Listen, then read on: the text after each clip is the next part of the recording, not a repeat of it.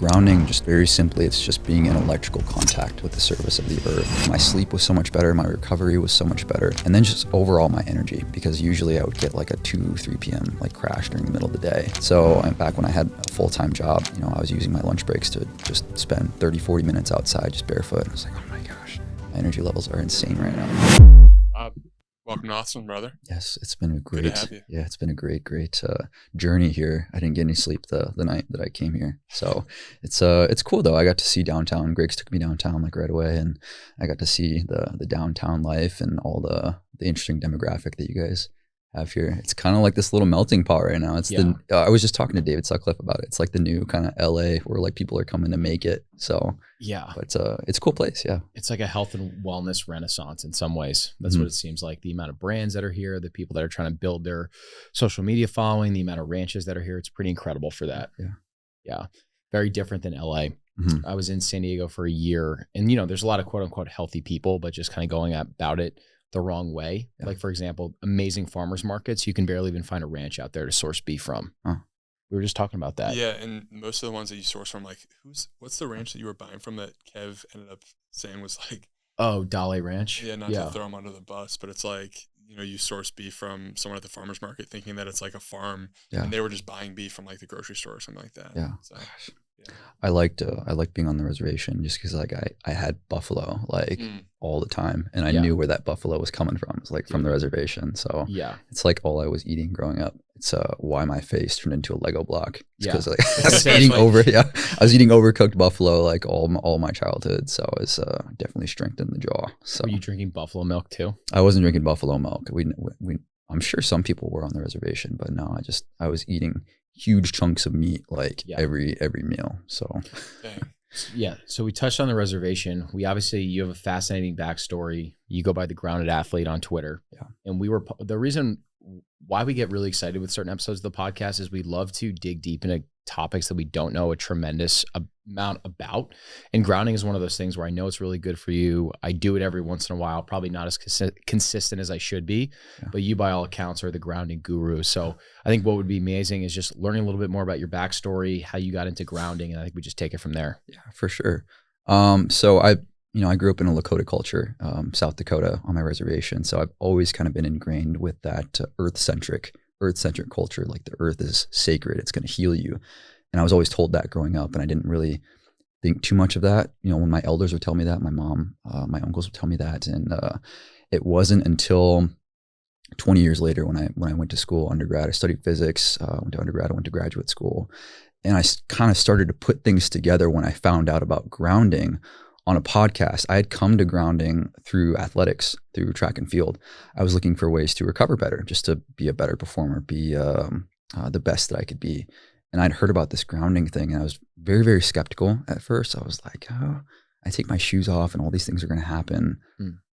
I don't know about that, but I tried it. I started implementing it in my life. I started grounding before I went to bed, as soon as I woke up in the middle of the day when I started to get tired on my lunch breaks. And I noticed immediately my energy levels so much better. My recovery was so much better. I was performing so much better.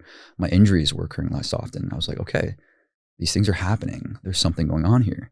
And so I started to look into it. I started to, beyond the performance side of things, I was like, wow, this has so much to offer people beyond that.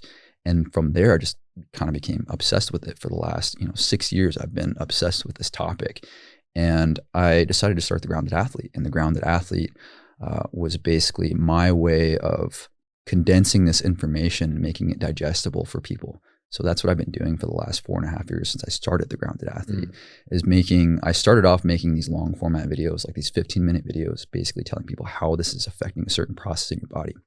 And from there, that's what I've been doing for the past 4.5 years with this. So it's interesting that you come at it from like the performance lens, because you see a lot of it on Twitter. I don't really see grounding on like any other social platform really, but I think that's where I came across it first. And it is one of those things where you're skeptical the first time you hear it. I'm curious how you kind of figured out or like measured the improvements that you saw from grounding, or like what was like the light bulb moment where it was like, this is actually working? Yeah. I mean, I wasn't gathering data by any means. I felt I was sleeping better. I was getting deeper sleep. And I guess how I was gauging it was how I felt the next day after a really, really hard workout that I'd grounded before and after, I was like, I felt amazing the next day. Like I could repeat the workout that I did yesterday, because usually when I finish like a really hard, intense session, the next day I'm wrecked. Like I'm not gonna be able to do anything because I could barely move.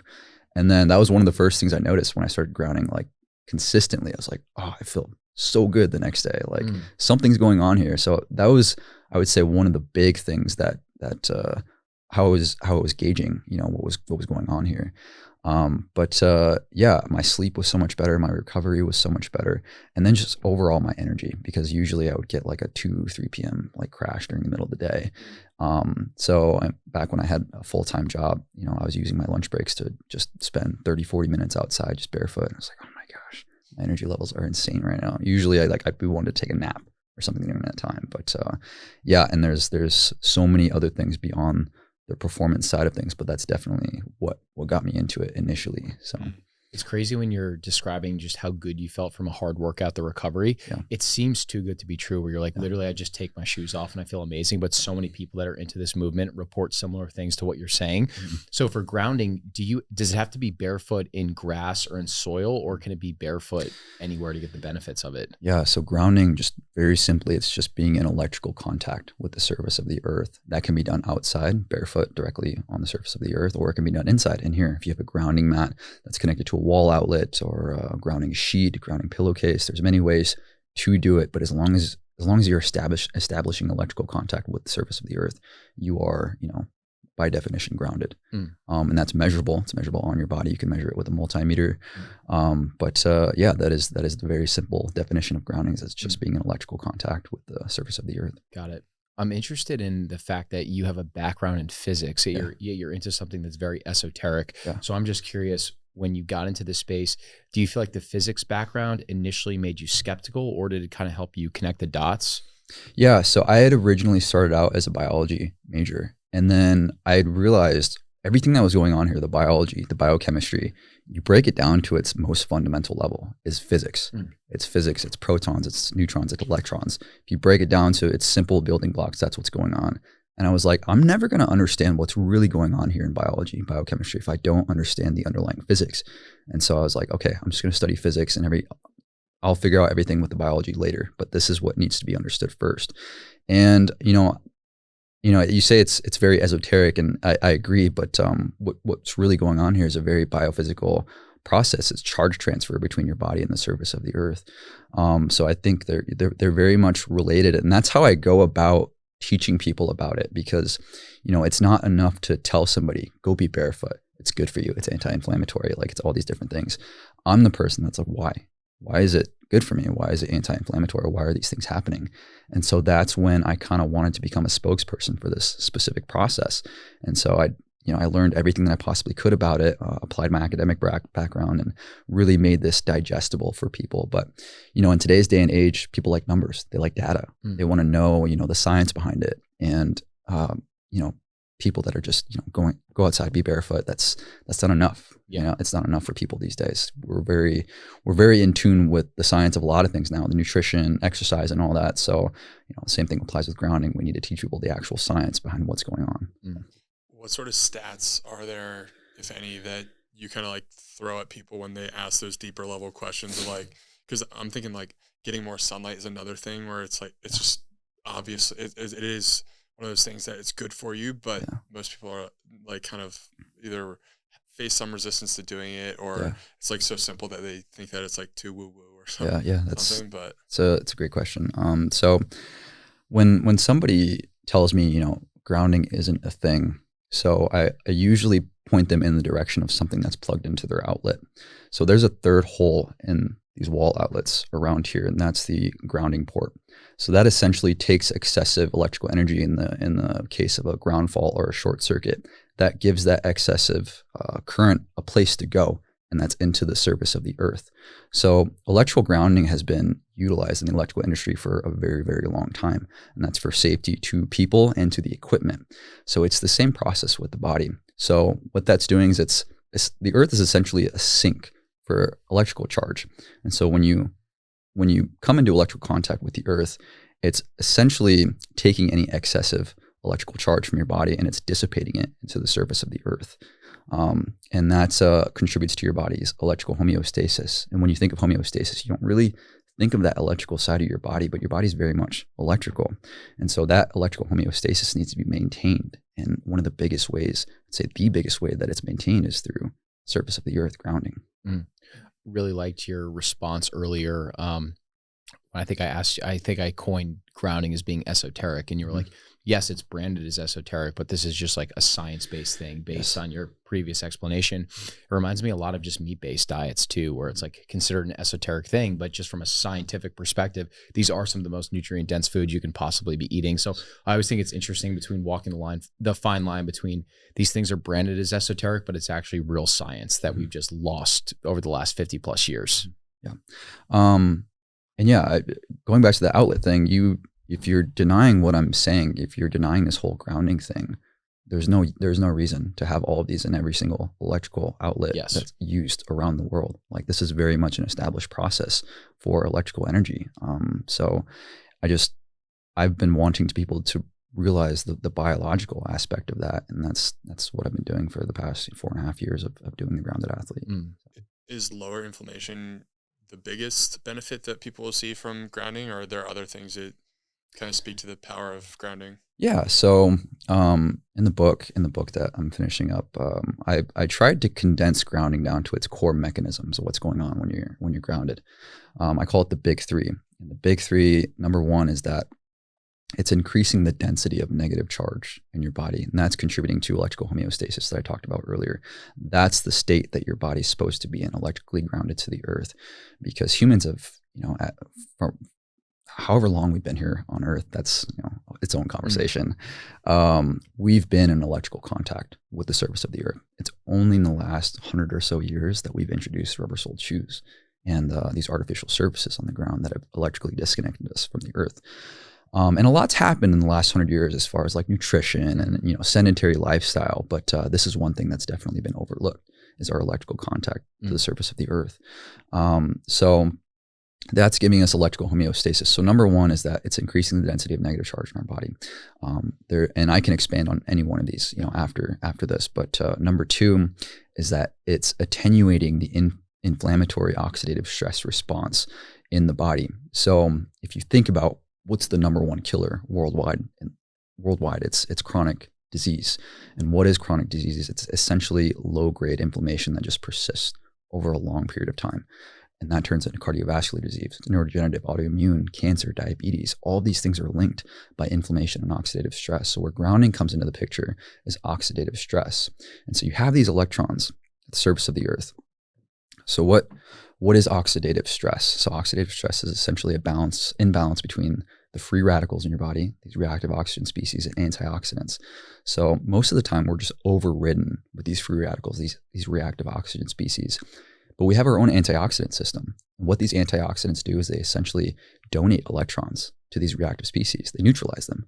But more often than not, these antioxidants become overrun with these free radicals. And so you end up with oxidative stress. You end up with an imbalance in favor of the free radicals. And that contributes to oxidative stress. And if you do any PubMed search, inflammation, oxidative stress are going to be the number one things you're going to find as far as contributing to chronic inflammatory disease, these two processes.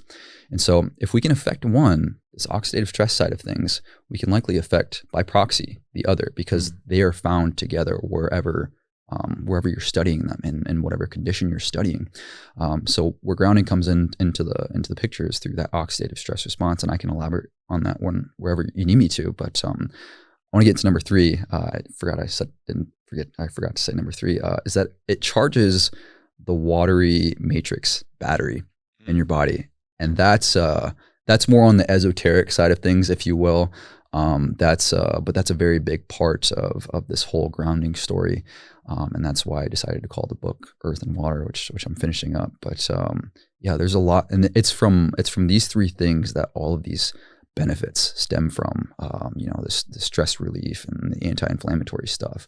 But there's there's a lot that's going on in your body when you ground, but those are the kind of its core mechanisms. What would you say is the minimum viable dose every single day to ground to get some of those incredible benefits that you just mentioned? That is the number one question I always get. Is it the number one? It's the number one question. How long do I need to ground for? AKA, how little can I get away with to see benefits from grounding? And I would say it's the most annoying answer ever is it depends. It depends. There's something that I talk about a lot in the book, and that's called your inflammatory preparedness. And that's essentially how saturated your body is with free electrons to be able to counteract excessive oxidative stress, excessive inflammation. So the more, if you're in a state of low inflammatory preparedness, essentially you're electron deficient, the more frequently you're going to need to ground, the longer you're going to need to ground for. But if you really look at it from kind of the wide lens here, is that humans are always you're meant to always be in contact with the earth 24/7, 365. But at the same time, anything is better than nothing. I don't have an ideal time for anybody. If you look at all the research, it's going to range from instantaneous effects to, someone, they slept grounded and they saw these benefits. They went multiple days grounded and they saw these benefits. But really, I think a lot of that depends, on how much you've been insulated throughout your life. Got it. So when you say sleep grounded, are you saying actually sleeping on the floor? No. So going back to those grounding mats, those grounding sheets, those grounding pillowcases, you can utilize those. You just sleep on those. It's essentially, emulating you being outside, sleeping grounded, connected to the earth. Wow. But there's tons of products out there like that you can buy. They're not very expensive, but it's very important that you actually, you test these products. You test your outlets if they're actually grounded. Use a multimeter, and that's essentially going to tell you if this grounding product is taking your body voltage down to, roughly 0 volts, negative 200, negative 400 millivolts, and that is the grounded state. But I would tell people if they're going to utilize these products that you need to make sure your outlets are actually grounded. And you can do that by buying this thing called an outlet checker. That's a $5 product. And it has these lights on it that essentially tell you that the outlet's grounded. And then on top of that, a multimeter, because a multimeter is actually telling you if your body voltage is going down. So the product is actually grounding you. If you don't have those things and you're just kind of plugging these things into your wall, it can be counterproductive. So one, if it doesn't work, you're not going to see any of the benefits. Number two is that it's a conductive piece of material. So through a process called capacitive coupling, if there's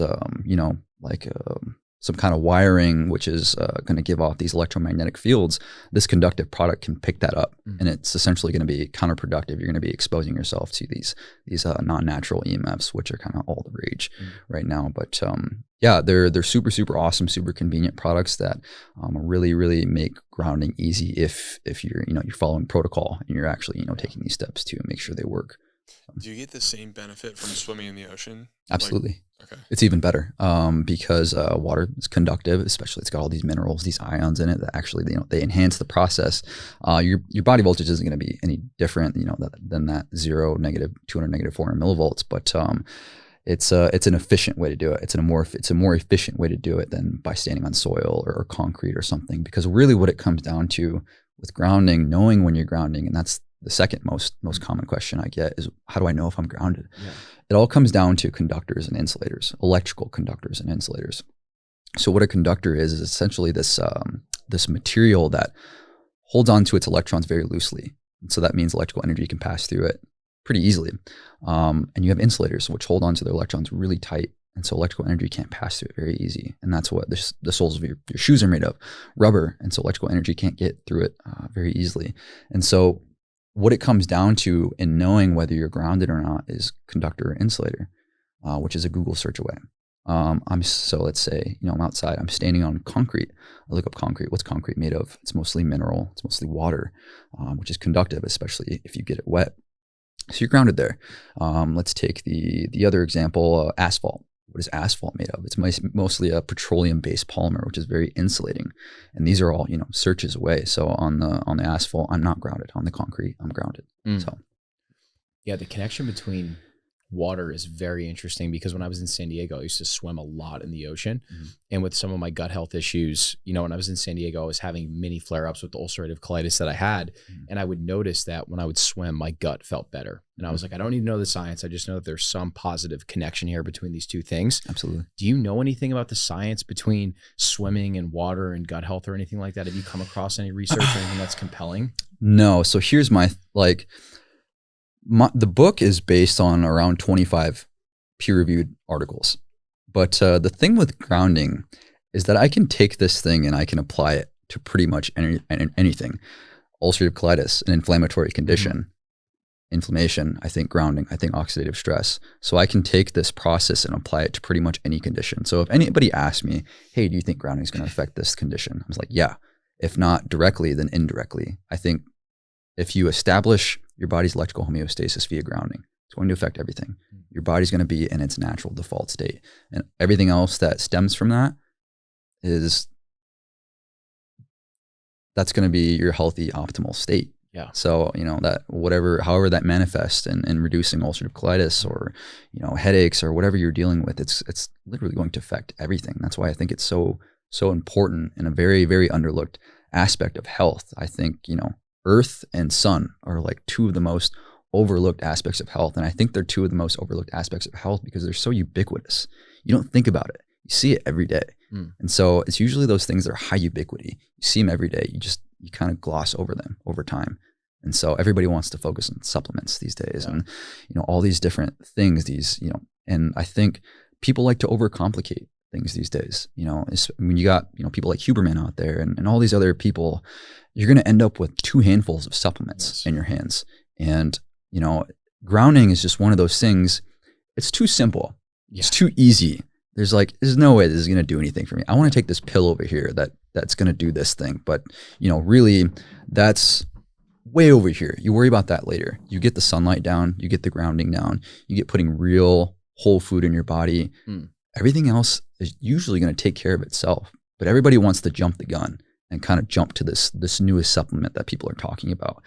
And I'm not on board. I'm not at all on board with that. But I feel like that's where we're at with a lot of, you know, the health gurus on, you know, Twitter and Instagram. It's like, take this thing. And I'm just like, you know, just get your light exposure, you know, right. Get your barefoot time with the earth. And I guarantee you're going to feel a lot better, to where you probably not even going to want to like mess with anything else or even have any concern with it. So, yeah. There's another component too that I think is really interesting, which is noise. Like I think a lot of people live in cities that create like stress responses just purely through noise and light pollution. And we lived out in Bastrop, which is like 45 minutes outside the city. Gets incredibly dark. Like there's legitimately no lights outside the house, and there's also no noise. I noticed my sleep quality was way better. My like homeostasis, just like my equilibrium, was like calm at all times. And when I would come back into the city, I felt more sensitive to all the different things I just talked about, light, noise. And so I do feel like, you know, most people who are probably listening to this podcast, like they're living in a city, they're not really aware of these things that are actually negatively affecting their baseline frequency of just being in like a low inflammation, low stress state. And you know, you talk to people like Dr. Cruz, you're going to say this is one of the worst cities you could ever live in because all of the, you know, the cell towers and everything you have around here, and it's just it's a very tech centric place to be. And so you're going to end up, you know, exposing your body to these, so kind of the hot areas of topics, the hot topics right now in terms of EMFs, which is a lot of what you were saying right there, that noise, that's extremely low frequency electromagnetic fields, and that's radio frequencies. So radio frequencies are emitted from things like your phone, your laptop, your whatever you're using, that's using wireless communication, and then extremely low frequency electromagnetic fields. And so this is the wiring that you know, is in this building. So when current flows through this wiring, it emits an electromagnetic field, the 50 to 60 hertz frequencies. And what that does essentially is it induces a body voltage on your body that's measurable, and you can measure it with a multimeter. And so what grounding does is essentially it drops your body voltage down. So you're getting some protection from these non-natural electromagnetic fields like radio frequencies, extremely low frequency electromagnetic fields. So it's one way to mitigate your exposure to these things that you're talking about, this noise. It's not going to fully protect you, and that's a pretty common assertion with grounding. A lot of people say, grounding protects you from EMFs. Well, not entirely. So where grounding comes into the picture is with electric fields. So let's use this wiring, for example. When there's a voltage difference in this wiring and these conductors, they're going to emit these electric fields. That's going to induce a body voltage on you. That's going to affect your health. It's when that current runs through it, it also creates a magnetic field. And that's where things get a little tricky. So what grounding can do is essentially shield your body from electric fields. It can redirect them away. That magnetic portion of it, it's really, really hard to protect yourself from that. So grounding is not going to do anything for that. But it's better than nothing. You're reducing, in some sense, some exposure to these non-natural electromagnetic fields.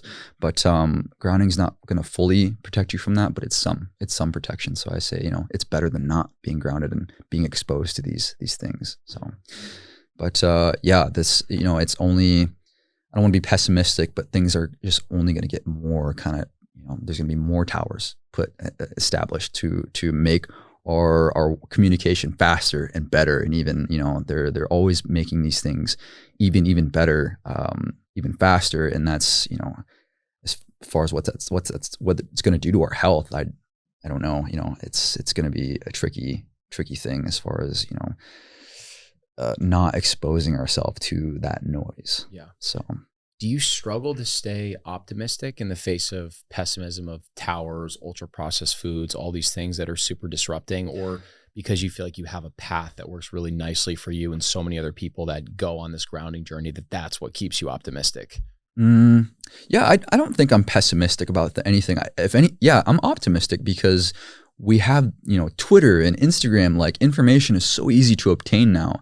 And really like ignorance is like, it's not an excuse anymore because you have access to so much information about these things. You have so many good characters out there that can educate you on these things that I think people are going to start taking their health more so and taking accountability of their health because of all this information they have access to. And sometimes it's a little hard to sift through because there is some bullshit out there for sure. But, I'm optimistic that people are going to be more accountable for their health because of all the information that they have access to. It's going to be tough with the EMF side of things, and but I think eventually this information is going to be even more easy to access, and more people are going to kind of hop on board this grounding and light train. That's what I think, at least. Yeah, the access to information is what makes us very optimistic. I a lot of times think about our mutual buddy Ryan Griggs. He'll commonly say like, Twitter saved my life. And I thought it was, extreme wasn't the right word, but I'm like, damn, that's a really bold statement. And I think back to your story of like, you listen to this grounding podcast. That's probably a huge reason why you're here right now. Think about me listening to Sean Baker's podcast on Joe Rogan, like that potentially saved my life. And I'm like, this access to information, like the three of us wouldn't be here. A lot of people that are listening to the show, it's like this decentralization of amazing information is just so encouraging. Yeah. I love that aspect of technology. People like to shit on social media all the time. It's just like, this is ruining everybody. I've met so many amazing people through Twitter, through Instagram. I've learned so many things that you see these things as tools, not as toys. That's when, your phone can get detrimental. You see it as this toy, but if you use it as a tool, this source of information, this way to meet people that can help you and you can help them, like it's a very, very beautiful thing.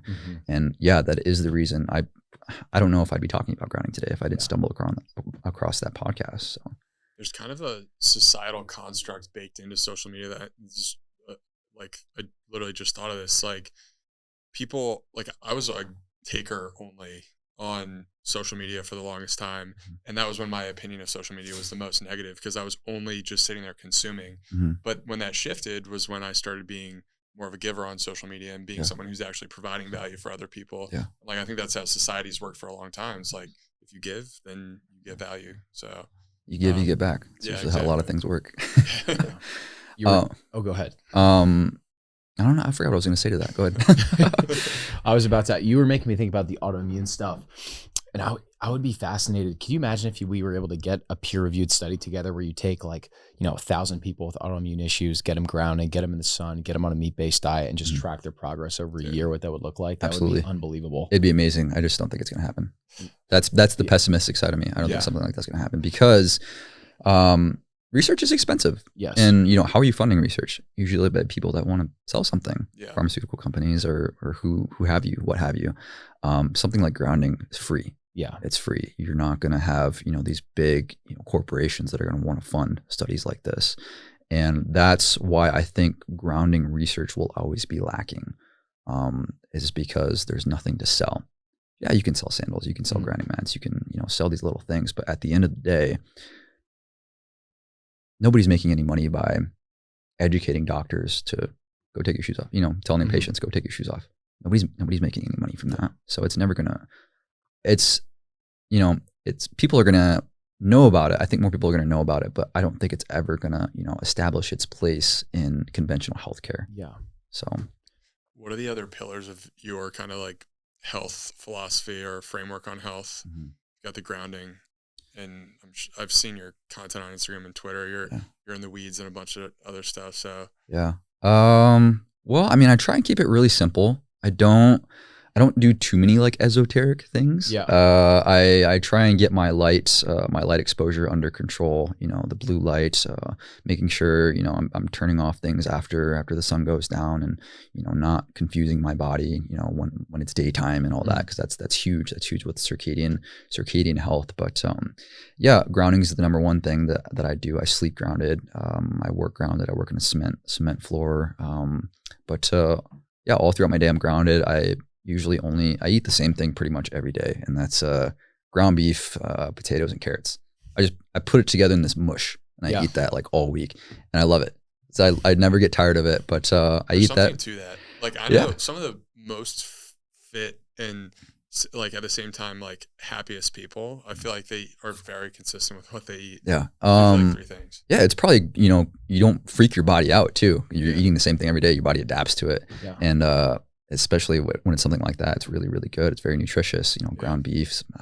It's the ground beef and carrots and potatoes. Like I could live every day off of a meal like that. It's just, what do they call it? Chad slop? Chad slop. Yeah. That's my thing. Real whole food in my body. I move my body. I train my body. I train my body really hard, but also smart. Light exposure, grounding time. Those are kind of my big things. Outside of that, I don't get, too advanced with everything that I'm doing. But that's pretty much it, man. I move my body, I put the right things in my body, and I expose my body to the right things, which is the earth's surface and the sun. So very simple, very simple. Effective. Yeah. The unsexy things always unsexy work. Things. Yes, absolutely. When you say that you train very hard, but train smart, what does that look like? What does a training schedule look like for you? Yeah. So I'm a 400 meter runner. In the fall and spring, in the summer and early fall, I do mixed martial arts. So I have to balance those.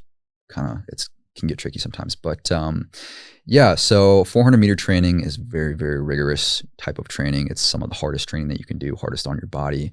It's a lot of sprinting, a lot of pounding on your joints. So the thing with sprinting is that it's something that you can't do every day.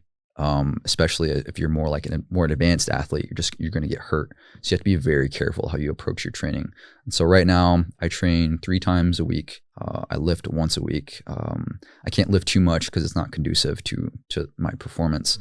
But I have to be really, really picky about where I place certain workouts and what that workout is, and what I need to do after with that workout, what I need to do before that workout.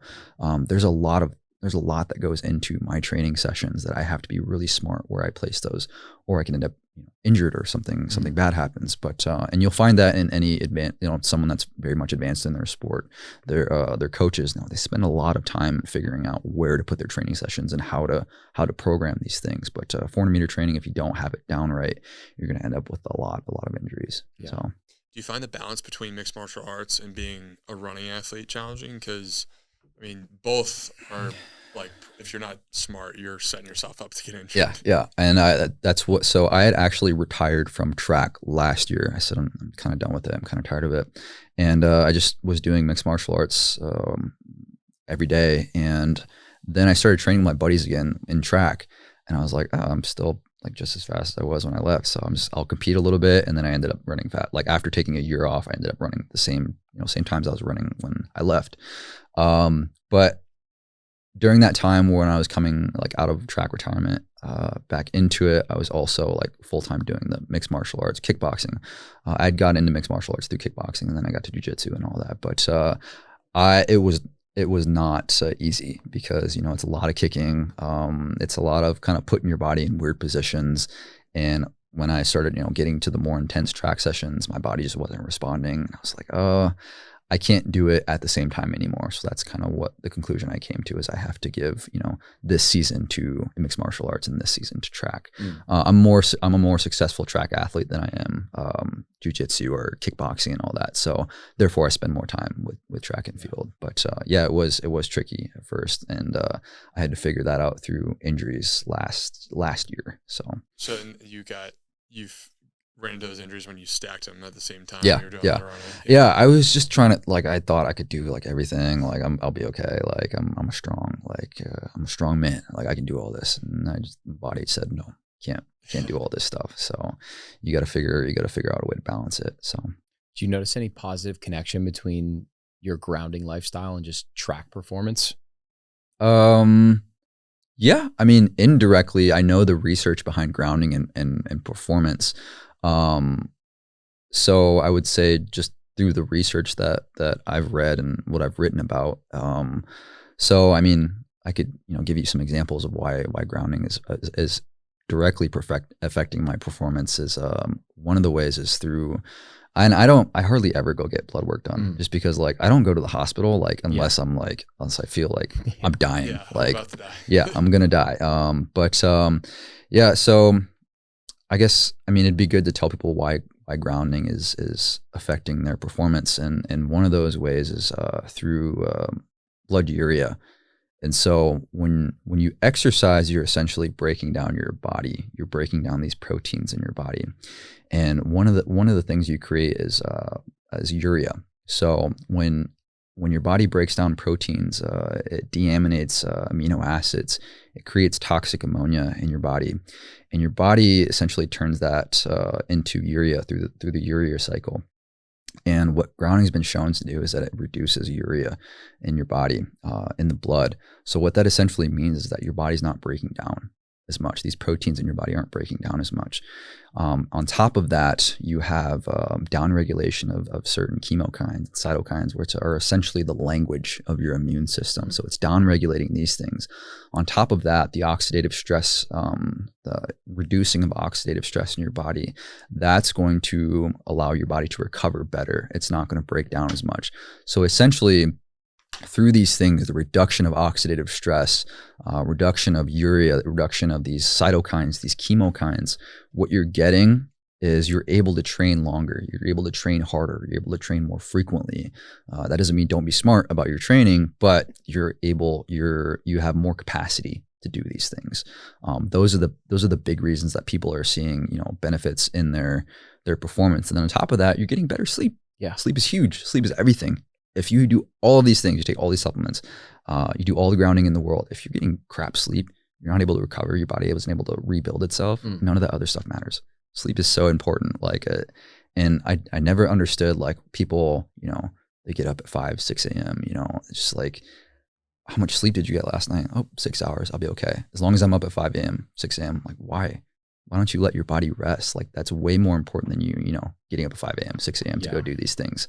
Those are the big reasons I'd say that it's affecting performance. And it's been night and day since I started implementing grounding in my life. As far as training goes, I still have something every now and then just because I'm getting older. I'm 29 now. So my body can't, move as it did when I was 19, but I'm still running just as fast. But the thing about, being a more older athlete is that I don't need to do as much as I did when I was 19. Like when I was 19, I needed to train 3-4 times a week to be, up there like really, really fast. And now, I can train once or twice a week and still be there, which is great. I just have to be more smart about how I do my workouts. But those are some big things that are affecting the whole grounding exercise relationship there, and how your performances are going. So I loved what you were saying about sleep, and it like particularly hits home with me because I was definitely the person who would just skip out on sleep, try to do too much, and thinking that it was benefiting me by just having more hours in the day instead of more productive hours in the day, more rested hours in the day. And I feel like it's just like one of those things that people are willing to compromise on sleep, recharging the battery, and it's almost always the wrong thing to do. It's that grind set that everybody's trying to get into, that Jocko Willink, David Goggins lifestyle, get no sleep, just push your body, just do it. I'm not into that. I think sleep is like the number one thing you could do to heal your body. Make sure your body's getting enough sleep, make sure it's resting. Like that's huge. And it's extremely overlooked because, like, again, it's one of those simple things. Yes. It's one of those like bare minimum things you need to do. And people aren't getting the bare minimum things they need to do before they're jumping to these supplements, these, all these different modalities they can do, red light and all that. It's like, it comes down to the really simple things that's going to make, big improvements in your health. Yeah. The sleep is probably the biggest thing that I struggle with, to be honest with you, because it is the grind set thing where I love the feeling of waking up at 5 and getting a workout. It's more of a mental, spiritual thing than anything else. But I can feel it in a podcast. I can feel it in a meeting. I'm like, I don't have that same mental acuity. I don't have that same pop with my questions. My ability to handle more stressful situations isn't great. And it's like, okay, well, I'll get 8 hours of sleep. Totally different person just from that one change. But it's tough. Yeah. I sleep like 10 hours. I sleep really? 10 hours every night. Yeah. And I feel amazing throughout the day. My body feels great. Especially I pop some like glycine before I go to bed. That's like one of the things I do. I do mess around with glycine before bed. I have really good sleep from that. But I would have good sleep like regardless with my grounding sheets and grounding mats. But I sleep a lot, and it's because of kind of like my training load. Like I have to sleep a lot. My body's like constantly going through this remodeling process with training. But just master the basics before you pop on the 500th episode of Andrew Huberman, and you taking which supplements they're preaching that day. So I'm curious to get into the kicks that you've got on your shoes, yeah. Kaya. Like, how did that start? I'm sure it coincided with you getting more and more interested with grounding, but when did you launch, and what have you learned along the way?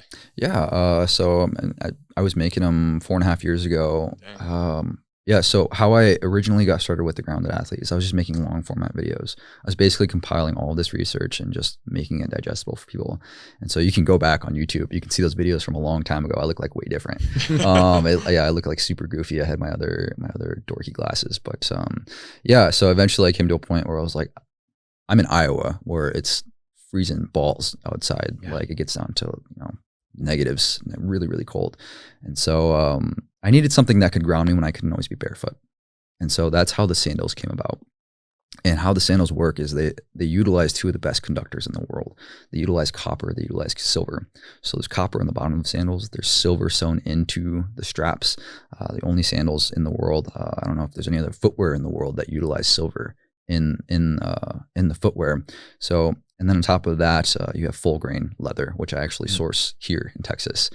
Full grain leather that's utilized. So you have 3 conductors right there that essentially are letting you be grounded when it's not always, easy to be barefoot, especially when you're on, shit surfaces, a ton of glass, what have you on whatever you're standing on. So it makes things more convenient for you to be grounded.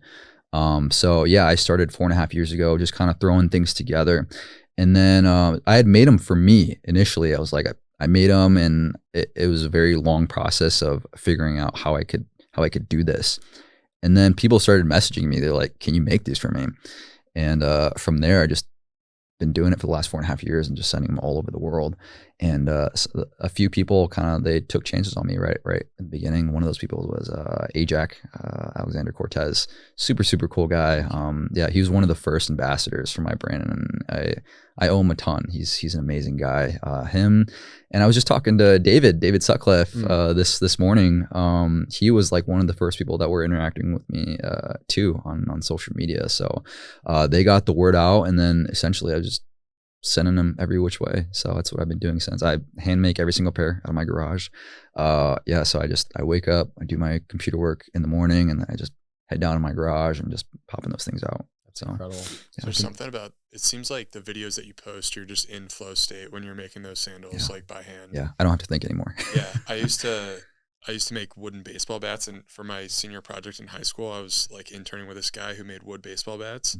And the process of just using your hands to create something and then having it at the end, it was incredible. Yeah, so I imagine it's probably similar. Yeah, it's a lost art, people making things with their hands. And I wish more people would find things that they could do with their hands. Because working on a computer and all that, it's just it affects your body differently.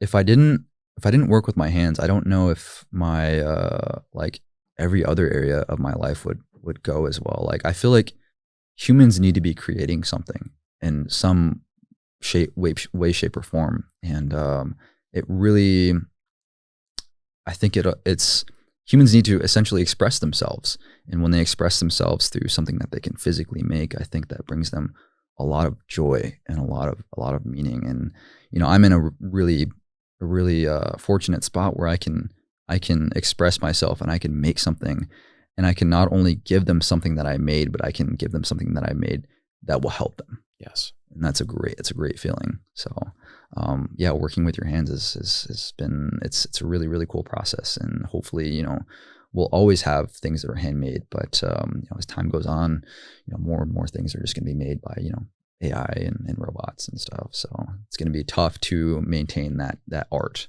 So. Yeah. It's something I've spent a lot of time thinking about. It's just the fact that we've really lost this appreciation for the high quality local artisan too, right? Something like you're making, Texas leather, silver, copper, that's as high quality as it gets. And you're making these by hand, because you care about your customers. Yeah. You should be rewarding that person with your hard-earned dollars. But there's so much psychological conditioning where it's like, oh, well, these are like more expensive than the shoes that I'm going to get, so it's probably not worth it. Yeah. It's like, no, dude, that's an investment in your health, and that's made by someone that actually cares about your health too. Yeah, let me go get this $30, whatever cheap thing on Amazon, and that's usually what a lot of things come down to, is I can find this on Amazon like really cheap, and somebody overseas probably made it and whatever. But it's I'm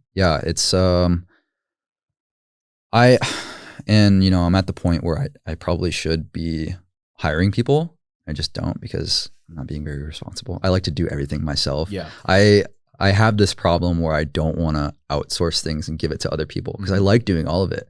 I like making the videos. I like making the website. I like making the sandals. I like writing the book. Like all these things, I like having control over that. But I feel like at some point I'm going to have to give up that control, and that's going to be a very sad thing for me to do. But I know it's going to be something I have to do eventually. So, do you think that control bottlenecks you at all with everything you have going on? Yeah, for sure. Yeah, I struggle to find time to, like, the book would be done by now. It probably would have been done by summer. It's just I have all these orders, I got to do, and I have been trying to balance it as much as I can. But I think this coming year is when I need to find people that are really invested in what I do and the message of grounding, because that's what all of this is. It's the message of grounding. And it's cool that I can sell sandals, and I can sell a book eventually. All of these things are cool, but the main thing is, getting this message across to people. This is something that's free for you. I don't care if you buy these sandals. I don't care if you buy these grounding mats or whatever you're going to get. Just go outside and be barefoot. It's free. That's what I always tell people. Like, first and foremost, just take your shoes off, go outside. That's the free thing I think you should do. If you want sandals, cool, but just make sure you're getting grounded. That's the message behind the grounded athlete. Yeah. So. Probably pretty amazing if you just ask for help on X and just like send a tweet out. I've had people message me like, hey man, awesome people that are in line with your mission that could probably do certain tasks better than you. And you're like, wow, this thing's absolutely humming because I brought in the right people to help me out too. Yeah. Hey, if you're out there, just shoot me a message, and no experience required. So let me know. There you go. So I'm curious about your past on the reservation, because we're both fascinated with just like the story of bison and like I mean, that's interconnected with the indigenous people of Americas, and I'm curious, like, what your whole childhood story is like on the reservation. Well, my experience on the reservation wasn't, the best. I grew up in a very rich culture, and that's the good, positive aspect of it. But at the same time, there's a few things at play. One is that there's not a lot of opportunity out there. If you've ever been to a reservation, they're not very nice places. And that's subjective. It depends on what reservation you're on. But my reservation is not a nice place. It's kind of barren, very desolate. There's not a lot of opportunity out there. So like what a lot of my cousins ended up doing is they ended up getting involved in gangs. A lot of them ended up shot. And so I wanted to be cool. I wanted to be just like my cousins and be, do what they're doing. And so if my mom had kept me on the reservation, I probably would have ended up doing what they were doing, or ended up shot or something, or, something to do with police, not good. So there's not a lot of opportunity out there. And then number two is that I did not fit in. Like, it didn't matter. Like, I didn't fit in on the reservation. I didn't fit in when my mom took us off to a small town in Iowa, because like I didn't look Indian enough for the Indian kids. And then when I got to, Iowa, Lamar's Iowa, I didn't look white enough for the white kids. So I was like, I never fit in wherever I was. And so like, it was very challenging growing up, making relationships, making friends and stuff, because I just feel like I never fit in. And I used to be like really, really insecure about that. Like, nobody liked me wherever I was. And, over time, I really appreciated being different, because, I think it's definitely contributed to the success of the grounded athlete. If I was like everybody else, if I looked like everybody else, if I acted and talked like everybody else, probably wouldn't have been as cool as it is now. So yeah, that unique combination of genes and skill sets makes you, you can't replicate that. Yeah. So it's been a fun process, and I like that I don't have to be somebody else to do what I do. I can just be me every single day. I can give people all of this information, whatever they want to know about grounding, I can give them that. But I can also be, funny, like meme autistic person on Twitter that I tend to be most of the time. But there's a certain authenticity about this whole brand that I think draws a lot of people to it. When did you start to see yourself overcoming some of those insecurities of you like growing up and feeling like the outcast? Yeah. And I was asked this question this morning too. For real? Yeah. He said, where was this point in your life that you realized you just didn't care what other people had thought? And I said, I don't know. I don't know if there was a specific moment. I just know it happened. It probably developed over a long period of time, where it's just like, it was probably me having enough, like going through all these relationships and realizing I'm not getting anything. I'm not being true to myself, trying to be somebody else to please this person. And just like, when that happens over and over and over and over again, you start to realize this isn't going to work. Me trying to be this person to please, like, I'm never going to please everybody. So I'm just going to be me. And whoever is drawn to that is drawn to that. And I still try and have that there in the grounded athlete. I don't need everybody following me. I don't need everybody liking me. All I need you to know is that this grounding thing is good for you. Whether you like me or not, it's not my problem. Like, I don't care. But what I do care about is that people believe in this thing that I'm doing. And they spread that message. They give that message to another person, because, and that's part of the sandals too. People get these sandals. Another person asks about the sandals. Hey, I like those sandals. Or, hey, I hate those sandals. They tell them about the sandals. And then ultimately what happens, they learn about grounding. Like, what is grounding? And then they look into it, and this whole message just kind of spreads all around the world. So, yeah. I remember the first time I wrote a thread on Twitter that popped off a little bit. I gained, a couple hundred followers. That was my proof of concept of like, okay, you have a voice that people listen to, and there's definitely something here, and you need to go all in. I'm curious for you, what was that proof of concept light bulb moment of like, okay, my perspective is really unique. People care about what I have to say, and I can build this thing out.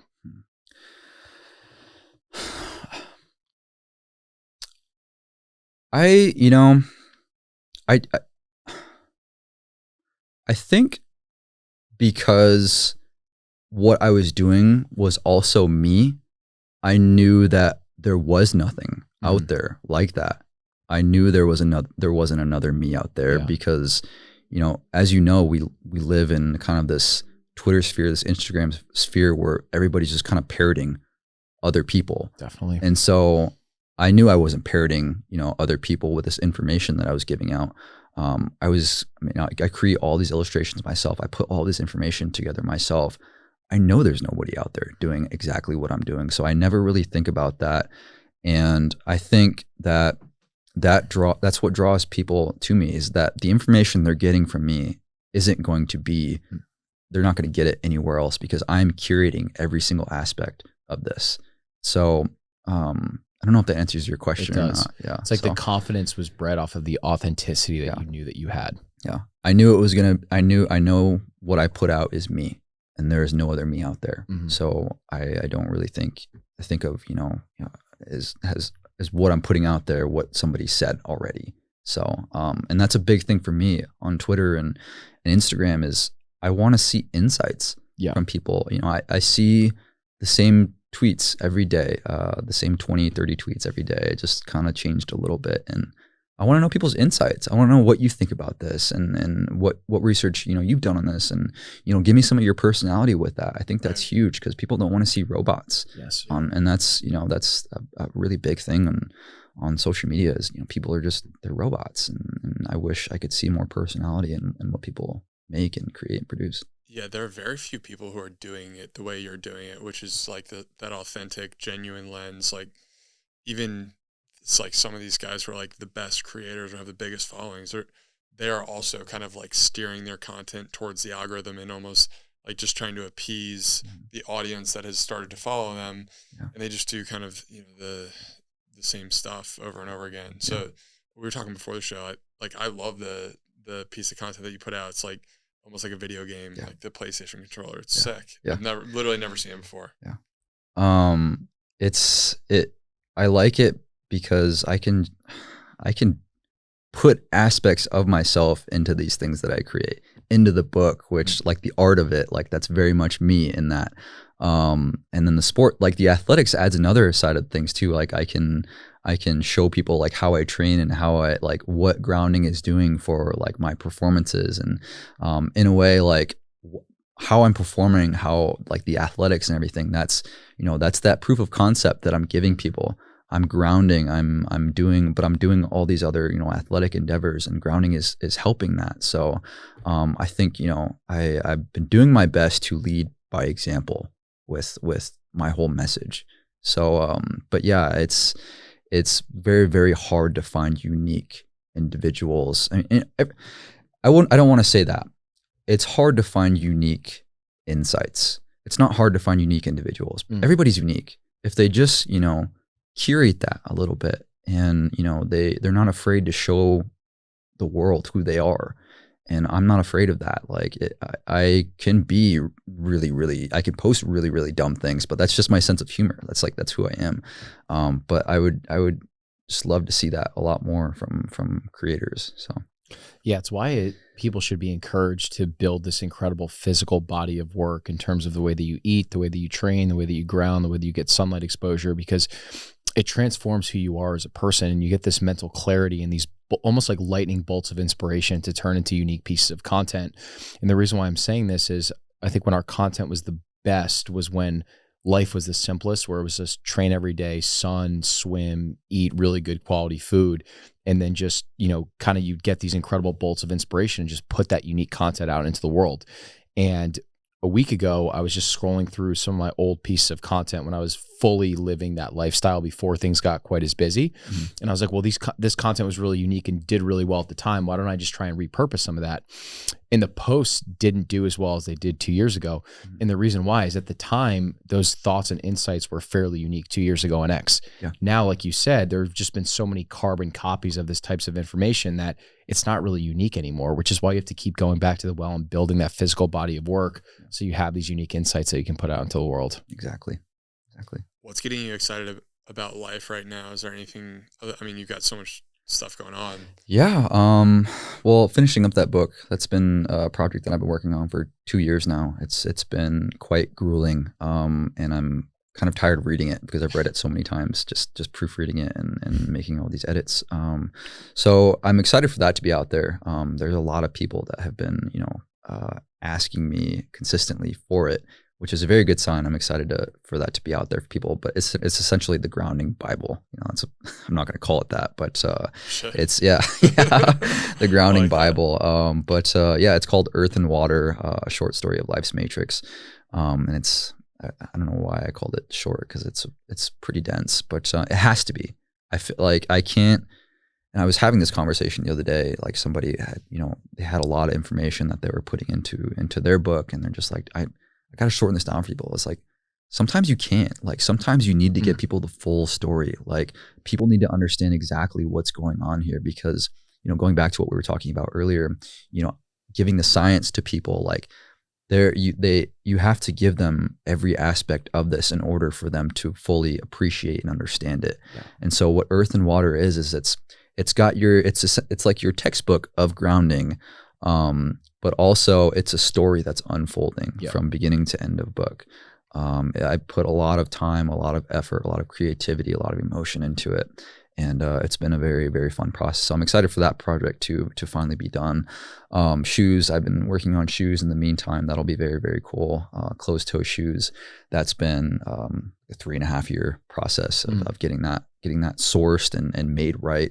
So eventually I'll have closed-toe shoes for people, because especially if you're in cold weather, you don't always want to wear sandals. The sandals will continue to be successful, and eventually I'll give that to other people so they can continue to carry on that handmade aspect of it. And then I'll probably still be making them too, just because like it's so fun to me now. It's how I kind of zone out of reality and just kind of get in this zone. So those are the big projects that I'm working on now: the book, the shoes, and and then whatever else happens, it happens. I'm not too worried about the future though. It'll take care of itself. But as long as I'm staying true to my mission, which is this whole grounding thing, then everything will take care of itself. So yeah, I mean, the book is 900 pages of your heart and soul, right? Yeah. And it's interesting how people are like, can you condense it? Can you make it shorter? Like, I'm not trying to compare threads to what you're saying at all, but I remember in the beginning I would send threads to people that were like the experts on Twitter, and they were like, this is 30 tweets long, this is way too long. And I'm like, I can't tell and get this information across in a shorter way. I have to give them the full body. And those were always the pieces of content that did the best too, almost like doing the opposite of what everyone traditional was telling you. And again, it goes back to the uniqueness of like your willingness, your focus, your drive to create a 900 page book because you care that much about getting this information across. There's going to be a lot of really devoted followers that are going to gain so much benefit from that.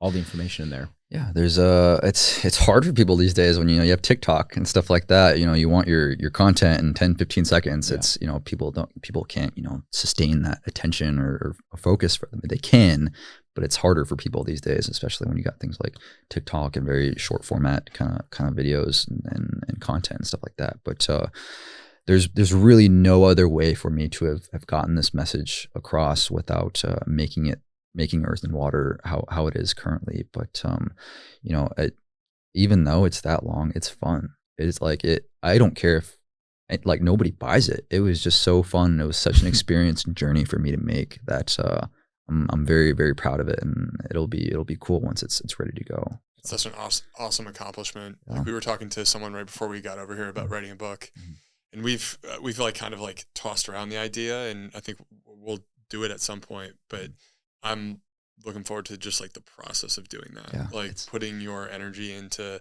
all of your thoughts on paper around a specific topic that you care that much about. And then you got to 900 pages. That's freaking wild. And like it's more meaningful because like books don't make a lot of money. So like, it's not like people are doing it for money. Like you're putting your heart and your soul into something that somebody can read, and part of you is in that. But, people I think know these days that books, they don't make a lot of money. So, and that wasn't by any means, part of why I did Earth and Water. It's just, so Earth and Water actually came about from something called the Earth and Water Library, which is essentially a series of massive Google Docs that I had compiled all these articles and research and lectures all into one.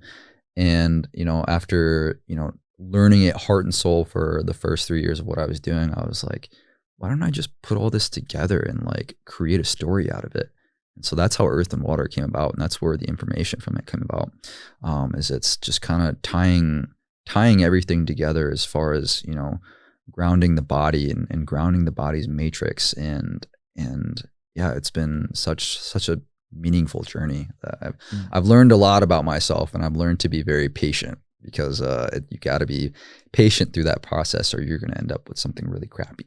So, as with most things in life. Yeah. So the genesis of the book was this doc of all the things that were the most useful to you. And you're like, well, why don't I just turn this into something for someone else then, so they could find it useful too? Yeah. And like when I first started going on podcasts, you know, 4 years ago, I liked to be well-researched on all these topics. And that's just kind of, these are like all the things that I condensed to be most important that I could get across to people. And I just got it's like this, why don't I just give it to people like in a cool format? And that's what Earth and Water is. So what does your like normal follower look like? Like, who's following you? Because I feel like there's a lot of people who probably find you and are like, oh, this guy's esoteric, he's talking about grounding, but then they stick around for all the other stuff that you're putting out there, like your unique spin on all the little things. It's interesting. So like I will tweet something like a really cool thread on grounding with really cool illustrations from the book and stuff like that. And so I'll get like somebody that's like, you know, kind of a tidy esoteric person, and they find me through that. And then I'll post something else that's like super kind of dumb, like me being kind of a tard and just me posting that stuff, and somebody will follow me from that.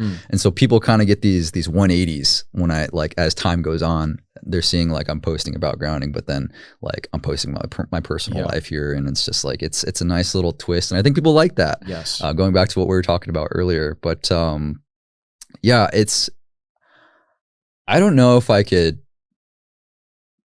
identify my specific demographic. I get a lot of older women and, you know, women in their 20s that just think I'm hot, and so they follow me because of that. I get a lot of as the esoteric community. I get a lot of artists, because like what I do is it's so many things mixed together. Like it's science, it's art, it's athletics. So I kind of just draw in all these different people, but they're all over the place. I wouldn't say there's like a specific demographic, and I love that. Like and some people get more upset about things than other people, especially if I'm, you know, posting a photo of me smoking a cig or like cigar or something. So, but yeah, I'm very thankful for my audience, because they're how do I describe them? They're very interactive with what I do, and they put so much love. They send so much love my way, and sometimes like, and this might be a different thing, but I get like this imposter syndrome so much, and I feel like I don't deserve it sometimes. Like, why do you guys, you know, why do you guys show so much support that you do? Like, do you ever get that feeling? Like, like, am I like, do I deserve this? Like, why am I doing, like, why do I get to wake up and do this thing? And why do people like listen to me?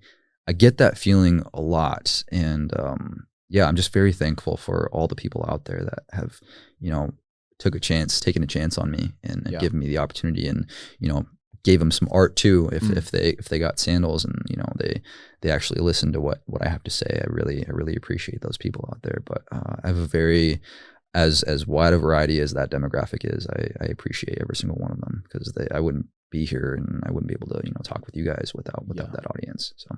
Yeah, the imposter syndrome is definitely real, and it's balancing that with, you've added so much value to this person that's DMing you that their best way to show appreciation is just to thank you and go out of their way to thank you, because you've added so much value to their life. So I always if you just focus on like not taking yourself too seriously and just viewing yourself almost as like an investigative journalist of, I just want to get to the source of this stuff and just add as much good value as I can to people, they'll reward you for that too. Like the internet really is the ultimate meritocracy in a lot of ways, but that doesn't make it any easier. Yeah.